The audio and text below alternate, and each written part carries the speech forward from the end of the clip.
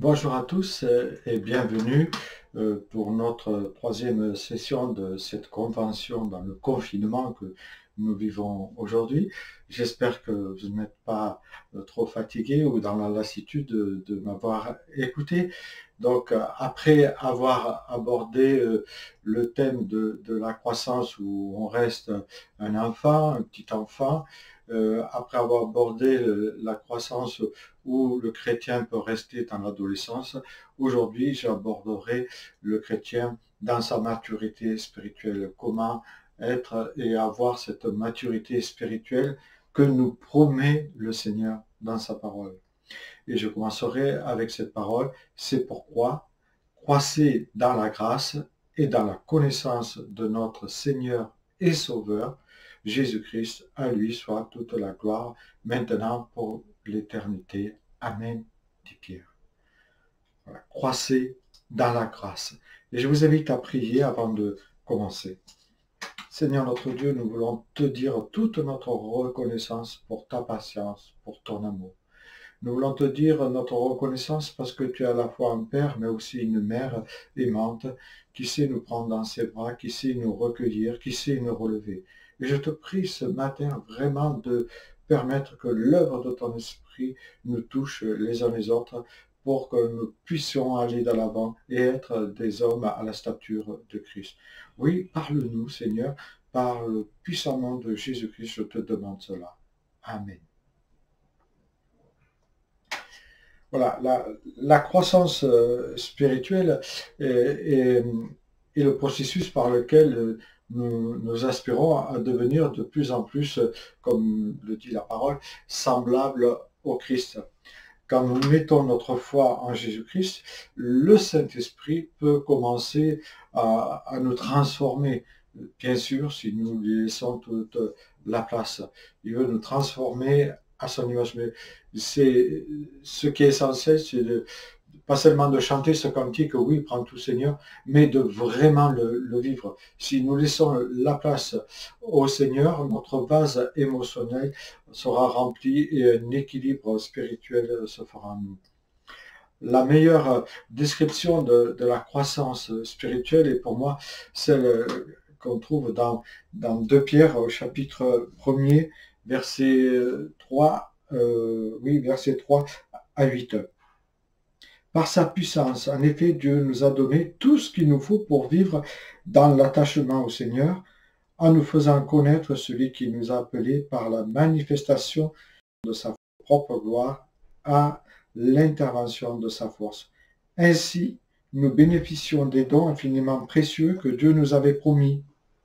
Il a voulu par ces dons vous rendre conformes à ce que Dieu est, vous qui étiez et qui avez fui la corruption que les mauvais désirs font régner dans ce monde.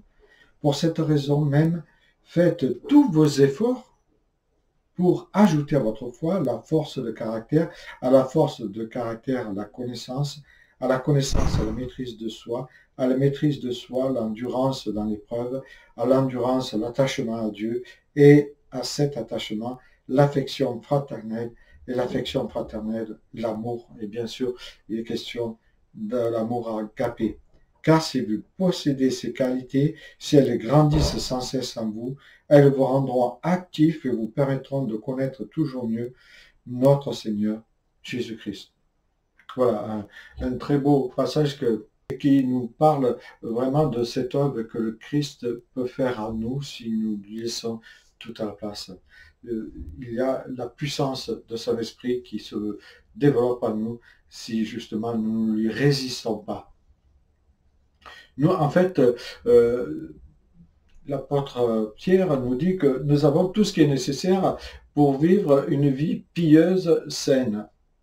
Et il parlera aussi lui-même et d'autres, comme l'apôtre Paul, de cette joie parfaite qu'on peut avoir. Christ le dit dans Jean, joie parfaite qu'il veut donner à ses disciples, qui est aussi dans l'Ecclésiaste au chapitre 5, verset 19, qui se retrouve dans 1 Jean 4 et dans d'autres passages de l'Écriture. Et Ésaïe 61 nous parle que non seulement le Christ nous libère, nous fait sortir des prisons, mais il nous met ce vêtement de louange. Donc ça rejoint la joie parfaite. La joie parfaite ne nous évite pas les épreuves, hein, mais nous donne de les passer différemment. Notre croissance spirituelle se poursuit tout au long de notre vie et elle dépend de notre étude de la parole, mais aussi de la mise en pratique. Nous savons que toute écriture est inspirée de Dieu, étude pour convaincre, pour corriger, pour redresser, mais il y a aussi cette mise en pratique nécessaire. Ainsi donc, nous avons aussi besoin de marcher par l'Esprit, hein, c'est-à-dire laisser la place au Saint-Esprit. Et si nous vivons dans le péché, le Saint-Esprit ne peut pas nous inonder de sa puissance. En fait, il est question d'action et réaction. Mettez en pratique la parole, mais ne vous bornez pas à l'écouter, hein, parce qu'on peut écouter sans mettre en pratique. Parce que l'apôtre Jacques nous dit qu'on peut même se tromper lui-même et entrer dans des faux raisonnements s'il ne pratique pas la parole. Dans le chapitre 1er, au verset 22 de Jacques, il nous est dit cela. Le croyant, en fait, qui a accepté Jésus-Christ, et je dis bien Jésus-Christ comme Seigneur, je reviens sur le premier thème où il est question pas seulement d'une acceptation, mais d'une rencontre que l'homme fait avec Dieu, de s'être donné à celui qui est devenu notre Seigneur. Cette rencontre personnelle comprend que cet acte va nous amener à avoir de nombreuses implications dans notre vie de tous les jours. Désormais, notre façon de vivre devra démontrer que nous appartenons au Christ. Et Colossiens 3, chapitre 3, verset 1 à 2 nous le dit. Et nous devons même refléter l'image du Christ, un peu comme Moïse, quand il descend après avoir donné les 10 commandements, il y avait une lumière qui émanait de lui et il était obligé de se revêtir, de se draper pour que justement le peuple ne soit pas ébloui. Alors, il ne s'agit pas d'éblouir les gens, moi j'ai jamais ébloui quelqu'un, mais il s'agit vraiment de respirer la joie et la vie du Seigneur. Hein. Voilà. Dieu nous a appelés à tendre vers la sainteté. Alors certains diront mis à part, mais la sainteté c'est plutôt se consacrer, se donner à Dieu dans sa vie de tous les jours, et pas seulement une fois, mais dans sa vie de tous les jours. C'est ce qu'en fait d'autres textes de la Bible appellent la sanctification, sans laquelle malheureusement personne ne verra le Seigneur. La sanctification, c'est une marche de progrès en progrès. Un Thessalonicien nous en parle au chapitre 4, verset 1, de marcher de progrès en progrès. Ça aussi, c'est présenté dans la Bible comme la croissance spirituelle dont nous parle l'apôtre Pierre. Une croissance saine ne peut être due qu'à l'intervention de la grâce du Seigneur à nous, pour qu'il nous donne et qu'il produise en nous le vouloir et le faire, qu'il nous rende capables, en fait, qu'il opère lui-même cette transformation. Et Philippiens 2,13 nous parle de ce vouloir et ce faire que Dieu peut nous donner à partir du moment où nous sommes d'accord. Il nous dit que la paix que le Dieu de la paix, plutôt, vous conduise lui-même à une sainteté totale. Et on voit bien que c'est lui qui nous conduit à entrer dans la consécration, qui nous conduit dans une sainteté totale, et que tout votre être, et là il est question de l'âme, l'esprit et le corps, tout votre être soit conservé irréprochable lors du retour de notre Seigneur. En fait, notre vie doit se préparer à rencontrer le Christ. Celui qui vous appelait est fidèle, c'est celui qui le fera. Il continue. Car on sait très bien que par nos propres forces, tout cela est voué à l'échec. Ou alors on va être dans le chaud où on doit, alors que là c'est la grâce qui nous remplit de l'amour de Christ et qui nous pousse justement à entrer dans cette consécration. La première étape pour grandir, même si elle peut paraître contradictoire, c'est arrêter de manger au McDo religieux. Hein. arrêter ces hamburgers. Purifiez-vous de toutes ces toxines religieuses accumulées, peut-être depuis des mois ou des semaines ou même des années parfois, hein. Ensuite, pour vivre cette croissance spirituelle saine, il est primordial de comprendre qui est Dieu et qui je suis. Si je comprends que Dieu est saint et que moi j'ai besoin vraiment d'être purifié, alors beaucoup de choses vont changer en nous. C'est comprendre la puissance de la croix. Il est primordial aussi de comprendre que notre identité se trouve en la personne de Christ. Comprendre que nous avons été créés par et pour lui, hein. Comme le dit Colossiens 1,17, vous avez été créés par et pour Dieu. Si nous saisissons pleinement cela, alors Dieu va pouvoir transformer notre vie. Et Dieu nous révèle justement que dès notre conversion, il nous a donné une nouvelle identité dans 2 Corinthiens 5, 17, les choses anciennes sont passées, toutes choses deviennent nouvelles, nous entrons dans une métamorphose nouvelle, mais pour qu'elle se produise, il faut que justement nous soyons malléables. Il nous rappelle la conduite que nous devons avoir vis-à-vis, entre guillemets, de cette loi morale et éthique qu'il a établie pour ses enfants bien-aimés dans les 10 commandements que nous retrouvons dans Exode 20, hein, bien sûr. Si je ne veux pas rester au lait spirituel d'un tiers de deux, je dois faire comme Jean le Baptiste. Jean le Baptiste a dit cette parole très forte, il faut qu'il croisse et que je diminue. Je dois apprendre à m'effacer pour lui laisser toute la place dans ma vie. Là aussi, ce sont des paroles et parfois il est difficile de laisser toute la place au Christ parce que nous aimons le péché. Le péché est quelque chose d'attirant, de séduisant, quelque chose qui nous produit en nous comme une petite adrénaline, mais qui ne va pas durer longtemps en fait. C'est éphémère, tout ce petit bonheur que produit le péché, c'est éphémère et ensuite, après, c'est attristant. Une autre des clés de la croissance de l'enfant de Dieu est d'accepter que le grand viticulteur, le grand vigneron taille sa vigne en enlevant les serments secs et en taillant les bons serments pour que les bons serments puissent être émondés. Jésus a dit, Jean 15, je suis le vrai cep et mon Père est le vigneron. Tout serment qui est à moi et qui ne porte pas de fruits, il retranche, et tout serment qui porte du fruit, il émonde afin qu'il porte plus de fruits. Et il est intéressant de voir que le mot émonder du latin emdara signifie purifier, nettoyer l'arbre, les débarrasser en fait des branches mortes, des plantes parasites, des mousses, etc. Ce mot renvoie aussi à l'action de tailler, de couper, et on peut aussi voir, entre guillemets, la souffrance qu'il y a derrière tout cela, hein, parce qu'on n'aime pas que le Christ nous façonne parfois. Mais Dieu va enlever en nous tout ce qui est mauvais pour que tout ce qui est bon puisse croître, pour que ça puisse développer complètement en nous.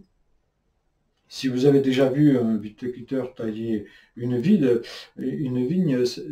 c'est assez apparent, en tout cas. Si vous le regardez faire au cours de l'année, on peut prendre peur en voyant tout ce qu'il ose tailler.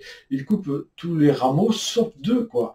Et donc on voit des branches partout, puis il les coupe, et il reste juste ces deux rameaux-là, qui vont justement porter du fruit. Ainsi, la vigne pourra produire des raisins meilleurs, des raisins plus gros.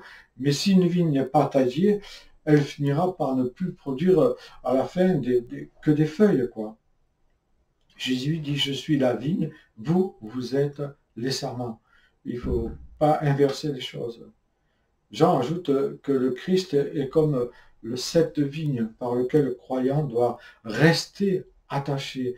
Ainsi, la question n'est plus de vivre sa vie pour appartenir, il est question, pardon, de vivre sa vie pour Dieu, mais en se reliant au cep qui est le Christ, pour qu'on puisse recevoir cette sève qui vient de lui. Être serment, c'est aussi reconnaître dans le Christ le principe même de notre floraison, de notre croissance, de notre fructification, croître, fleurir, fructifier.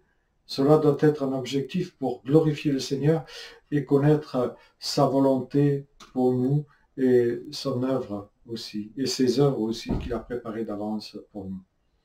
L'apôtre Paul, dans Philippiens 3, 13 à 14, le dit si bien, mais il nous dit pour cela, pour croître, il nous dit oubliez ce qui est en arrière et tendez vers ce qui est en avant. Je cours vers le but pour obtenir le prix de la vocation céleste de Dieu en Jésus-Christ. Mais voilà, il est question d'oublier ce qui est derrière et de courir vers ce qui est devant.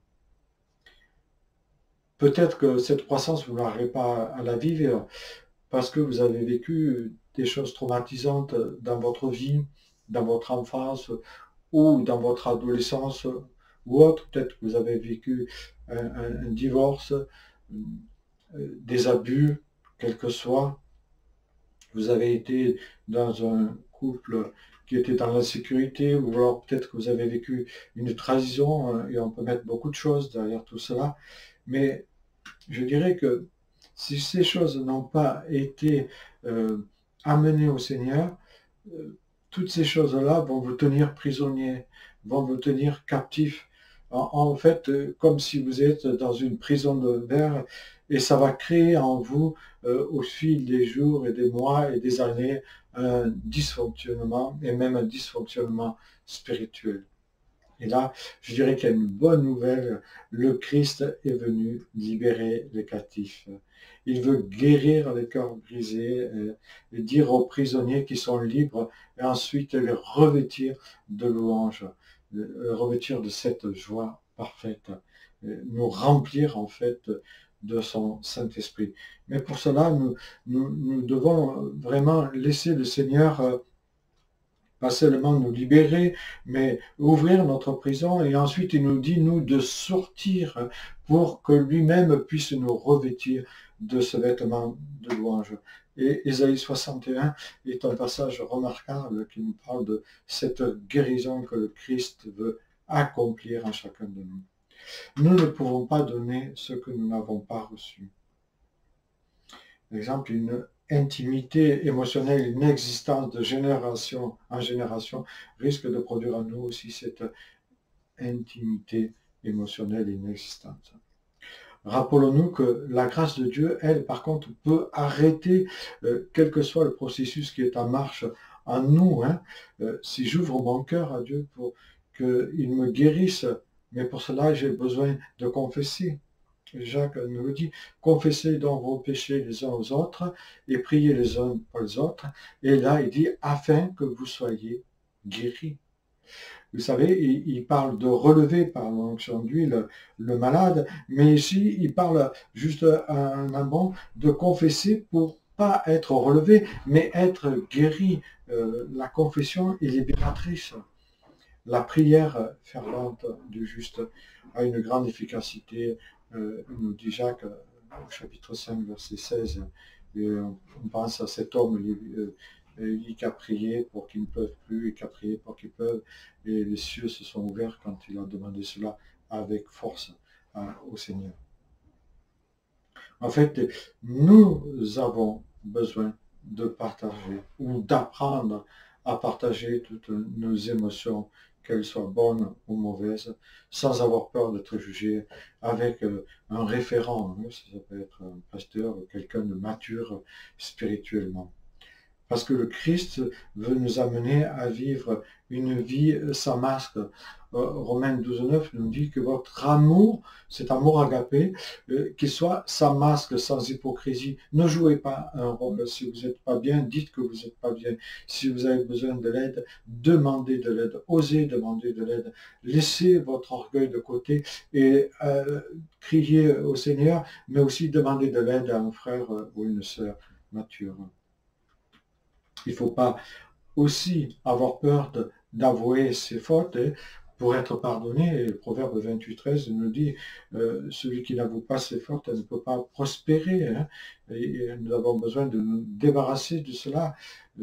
Si nous confessons le péché, mais il est question de confesser, Dieu est fidèle et juste pour nous pardonner, et puis il nous dit purifier, donc faire de nous une autre nouvelle créature. Il est capable de nous nettoyer pour qu'on puisse le servir, afin de ne plus justement servir le péché. Mais je le dis, dans cette croissance, parfois notre passif nous bloque et nous avons besoin d'aide, nous avons besoin de confession, comme dit Jacques 5, du verset 13 à 18. Et pour cela, nous avons nécessairement besoin de l'aide de quelqu'un. On sait très bien que les mots et la parole en parlent, et les attitudes construisent des murs. Mais je dirais que malgré l'épaisseur de ces murs, quelle que soit notre prison, elle reste pour le Seigneur une prison de verre. Lui, il suffit qu'il mette sa main pour qu'il brise cette prison de verre. Mais pour cela, nous devons le confier en lui. Même si l'être humain construit des murs, hein, on peut se construire des murs pour paraître et pour faire semblant d'être, Jésus-Christ, lui, va construire des ponts et il va éliminer ces murs et construire des ponts vers nous pour justement amener une guérison.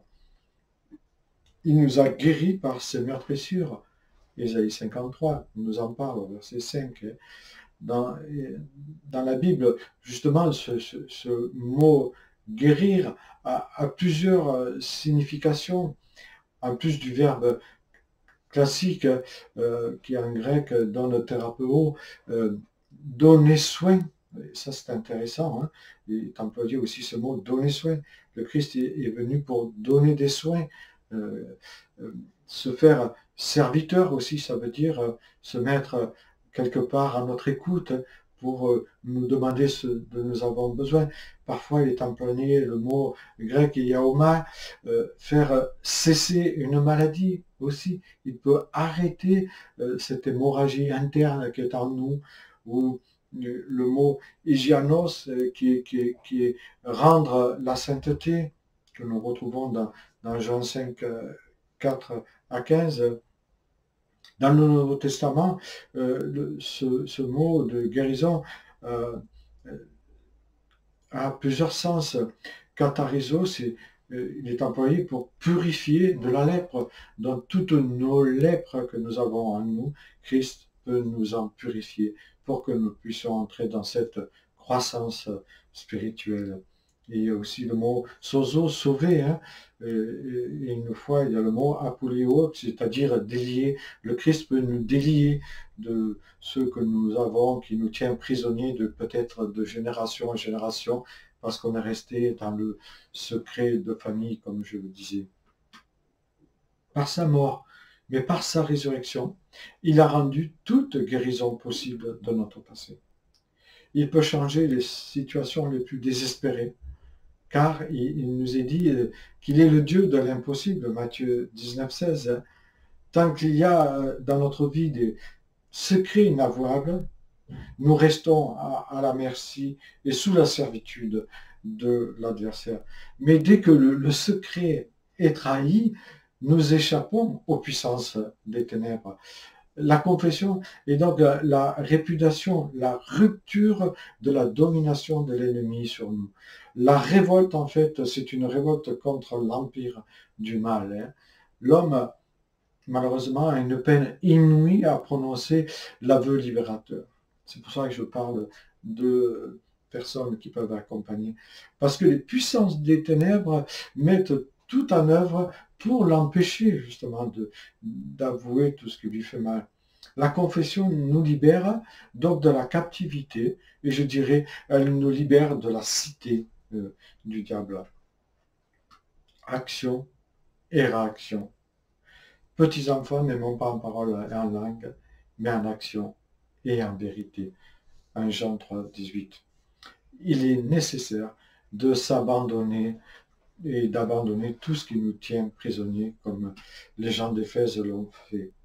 Et cela contribue à créer en nous un dysfonctionnement, par exemple, si on regarde de la littérature occulte chez nous, hein. Donc tout cela peut créer euh, et avoir un impact sur notre vie spirituelle. C'est pour ça qu'à Actes 19, 18 à 20, il est question de se débarrasser, de brûler tout ce qui était du passé, qui nous tenait prisonniers. Et Dieu veut que nous éliminons tous les rejetons en fait de notre vie passée. Ces rejetons qui nous pourrissent la vie ou qui te pourrissent peut-être encore la vie aujourd'hui et qui sucent notre vie spirituelle en polluant notre temps, en polluant nos journées, en polluant malheureusement les journées des autres parfois. La marche vers la maturité, une marche où Dieu conduit la voiture. Il n'est plus le copilote, mais il devient bien le pilote. Et là, je peux chanter mon auto, Jésus la guide. Cette marche ne concerne pas seulement une élite, mais elle concerne chaque chrétien né de nouveau, désirant marcher avec le Christ. Le Christ veut que chaque chrétien soit dans une maturité spirituelle pour que nous reflétons son amour pleinement. Les bénéfices de la croissance spirituelle sont très nombreux parce que nous recevons des bénédictions que Dieu a promis pour nous. Il en découle forcément des bénédictions quand nous avons une vie spirituelle équilibrée. Et je le répète, ça ne veut pas dire que notre vie est facile, mais il en découle des bénédictions pour nous et pour autour de nous. Hein. Tu vois une huile, ma coupe, et ma coupe déborde. En fait, les autres peuvent bénéficier des bénédictions que Dieu nous a données à nous, si nous avons cet équilibre spirituel. Il en découle une vie réglée et équilibrée. On va dire au mieux, elle sera beaucoup davantage équilibrée que celle que nous avons avant, si nous avons laissé le Seigneur prendre les rênes de notre vie. Galates 5, 19 à 22 nous en parle. Il y aura ce fruit de l'esprit qui va grandir à nous. Hein. Il va nous aider à aller de l'avant. Il va en ressortir une joie que Jean 15, versets 10 à 11 nous parle, ou 1 Pierre 1, 2. La paix, une paix qu'on ne sait pas décrire, mais une paix en nous, malgré que les choses peuvent aller mal autour, une tranquillité, un repos. L'Épître aux Hébreux parle de ce repos, entrer dans le repos de Dieu, une sécurité, on se sent en sécurité, même si notre pays n'est pas en sécurité, mais on est en sécurité, parce que qui peut me prendre mon âme? Personne. On peut me prendre mon corps, me faire du mal, mais rien d'autre. Il peut aussi en sortir une vie fructueuse qui apporte la satisfaction. Dans Jean 10, 10, on voit cela, ou dans Josué 1, 8, et bien d'autres passages. Ça va nous aider à avoir du discernement, une vie équilibrée. L'émotion n'aura pas le dessus complètement dans notre vie. Et il y aura cette maturité pour savoir prendre du recul sur certains événements, sur certaines personnes, sur le mal qu'on nous fait. Nous serons moins atteints parce que justement nous sommes dans cette maturité qui nous aide à comprendre que derrière le mal qu'on nous a fait, il y a certainement une souffrance, un cri de désespoir. En fait, c'est la constitution d'un trésor dans le ciel. Matthieu 6, 19 nous parle de ce trésor dans le ciel que nous constituons ici-bas déjà aujourd'hui. Hein, on pourrait dire, ce trésor, nous l'accumulons aujourd'hui. Et en retour, bien sûr, le croyant va pouvoir glorifier Dieu, le Père, le manifestant par des fruits. Il y aura des fruits dans notre vie. Oui, la croissance spirituelle est le processus par lequel tout croyant doit passer. Et nous devons devenir, jour après jour, aspirer à devenir semblable au Christ. Nous ne le serons jamais tant que nous n'avons pas revêtu notre corps glorieux, nous ne serons jamais comme le Christ. Mais nous aspirons à cette marche qui est faite parfois d'embûches, de chutes même. Mais cette fois, le juste tombe, cette fois Dieu le relève et repart en fait, il monte par paliers, hein, mais il ne descend pas les escaliers, il les monte. Donc, même s'il chute sur un palier, il va se relever, monter un autre palier, pour ensuite monter un autre, peut-être chuter, mais il y a toute cette marche qui a été faite avant. Et donc, on voit qu'il y a une œuvre du Saint-Esprit qui se fait en nous et qui nous amène à la stature parfaite du Christ. Voilà, en fait, ce que je désirais partager avec vous, que le Seigneur vraiment illumine les yeux de votre cœur pour qu'il vous donne sa sagesse, son intelligence spirituelle, pour le laisser accomplir son œuvre dans votre vie. Et n'ayez pas peur, confiez-vous en Christ, abandonnez-vous au Christ pour qu'il puisse justement vous libérer de tout ce qui vous empêche de grandir. Oui, que le Seigneur œuvre en vous, c'est vraiment le désir le plus profond que j'ai en moi. Et je terminerai en priant. Seigneur, je veux te dire merci pour ces sessions que nous avons eues ensemble.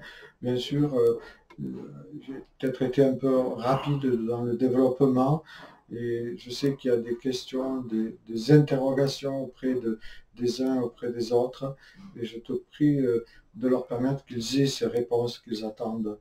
Je te prie aussi pour tous ceux qui sont blessés, tous ceux qui traînent des boulets du passé, que vraiment ils puissent en être débarrassés par toi, que tu les aides à enlever toutes ces chaînes qui les tiennent encore prisonniers de tout ce qui leur fait mal. Seigneur, tu es le grand patron de cette terre, même si le diable veut tout faire pour nous faire du mal. Toi, tu es celui qui règne, qui est au-dessus de tout, et tu veux justement nous faire sortir de cette prison. Tu as déjà enlevé nos chaînes, tu as ouvert la porte, maintenant tu nous appelles et tu nous dis, viens, viens à moi, viens te blottir dans mes bras pour que je te guérisse. Et je te prie pour chacun et chacune que nous osions courir vers toi, nous jeter dans tes bras, que nous n'ayons pas peur de sortir de nos prisons de verre pour nous jeter dans tes bras. Oui, Seigneur, fais ton œuvre et permets que beaucoup parmi nous, même tous, soient guéris de leur passé. Je te demande cela dans le nom puissant du Christ, le ressuscité. Amen. Merci à vous tous et à une fois prochaine, j'espère. J'espère que vous avez pu être édifiés. Et si vous avez des questions, vous pouvez les poser à votre pasteur. Il essaiera d'y répondre. Si vous avez besoin d'aide aussi, je crois que votre pasteur est là pour vous aider, vous accompagner à cheminer pour trouver vraiment cette joie parfaite qu'a le Christ et pour être et arriver à vivre cette maturité spirituelle que Dieu de notre paix veut mettre en vous. Je vous souhaite à tous une bonne journée.